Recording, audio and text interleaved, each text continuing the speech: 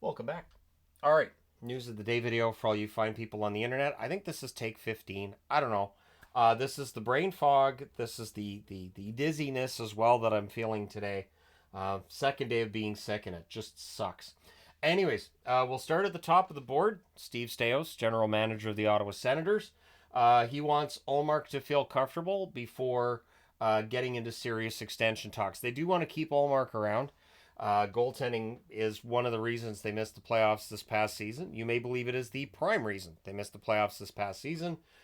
So they want to get Ullmark signed, and we'll see what that extension would look like. But saying waiting until he feels comfortable means probably preseason, maybe the regular season, but Steos clearly not wanting to rush this or pressure Ullmark at all. Wants to give him some time to get settled and then get into some talks about extending his time there.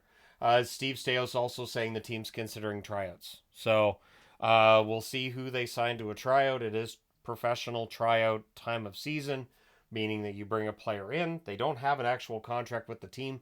They are playing to try to win a contract with the team. So we'll see who they bring in, but at this point, he is considering some tryouts. Dominic Kubalik, who played with Ottawa this past season, has signed a one-year deal in the Swiss League. Kubalik, coming off of what was a rough year in Ottawa, and yeah, signing in the Swiss League makes a lot of sense. And all the best to him as he goes over to the Swiss League to play. Cole Caufield is going to wear the number 13 this season in honor of Johnny Gaudreau. And that's a great move on his part. Again, so I don't have anything really extra to add to that. Just great move by Cole Caufield. And that was news that I just missed with yesterday's news of the day video. It happened shortly thereafter that was announced anyways that he would wear the number 13. So it's on the board today. So yeah, Cole Caufield will wear the number 13. And I hope he has a 40-goal season wearing the number 13.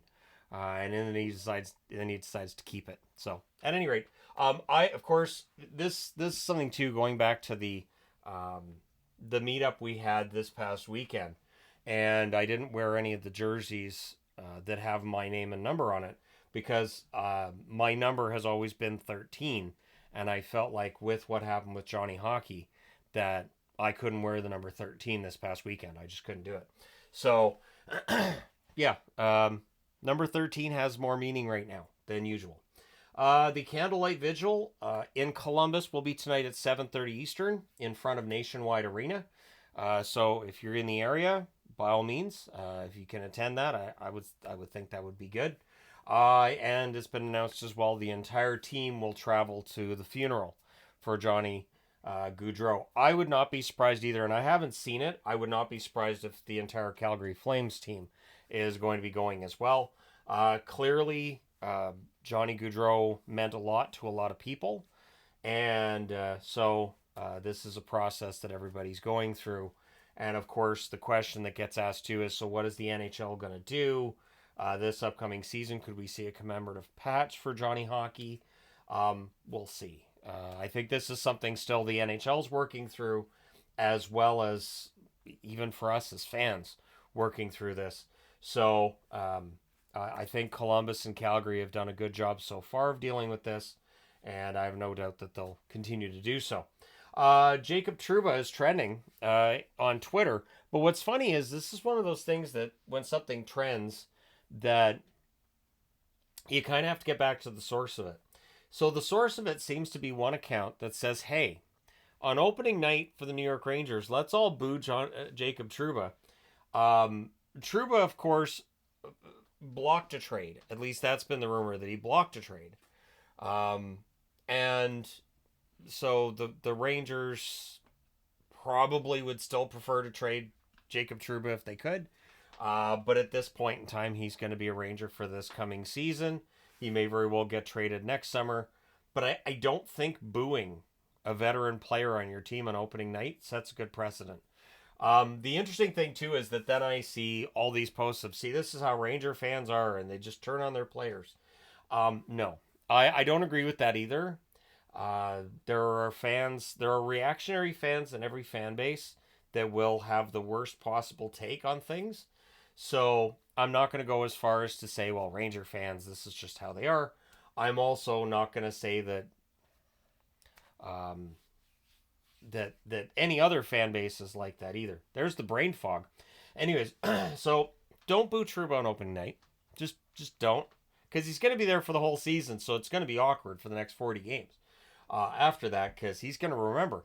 You may even point at guys and go, "Hey, you booed me on opening night. Heck with you." And the final news item on the board, Jim Rutherford.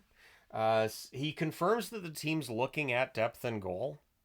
Kevin Lankinen doesn't have a contract yet. Just throwing that out there. But while they're looking at depth and goal, he also says they're hoping that both Demko and Shilovs will be ready for the start of the season. The worrying part of this is, I don't really have context for it. In that, hoping Demko and Shilovs are both ready, it sounds like Shilov's injury isn't as bad as Demko's, and Shilovs should be able to play right from the start of the season. So I'm hoping he's not saying that he's hoping both will be ready, that he's hoping Demko will be ready and Shilovs should be ready. But at any rate, Canuck fans, I would love to have something reassuring to say about the goaltending situation, but I don't. So, anyways, there we go. Let me know your thoughts in the comment section below. As always, I finally got through it. Don't forget to hit like and subscribe if you haven't done so already. Thank you guys so much for all your support as always. I will talk to you again soon.